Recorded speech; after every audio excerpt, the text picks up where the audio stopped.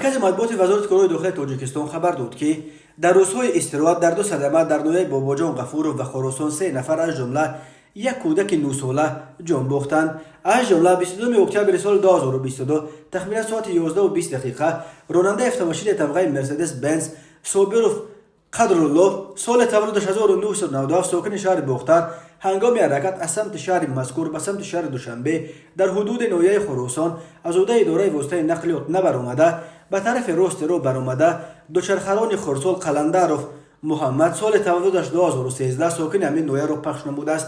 در نتیجه خرسال قلندروف جراحت وزن جسمانی برداشته در جای حادثه به هلاکت رسیده است.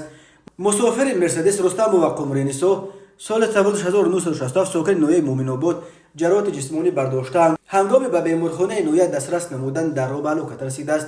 همچنین روز 23 اکتبر سال 2022 تخمین ساعت 14:40 راننده автомашини طبقه اوپل استرا اتویف رستمبوی سال تولدش 1978 ساکن ناحیه باباجان غفورov هنگام حرکت در راه ماشینگرد داخلی ناحیه مذکور از عهده اداره واسطه نقلیات نبرآمده پیادهگر پولادوف پولوجان سال تولدش 1961 ساکن همین ناحیه را پخش نموده است. در نتیجه پیادهگر هنگام حرکت در راه ماشینگرد داخلی ناحیه مذکور از عهده اداره واسطه نقلیات نبرآمده پیادهگر پولادوف پولوجان سال تولدش 1961 ساکن همین ناحیه را پخش نموده است. در نتیجه پیادهگر پولاتوف جراحت جسمانی برداشته در بیمارخانه به هلاکت رسیده است.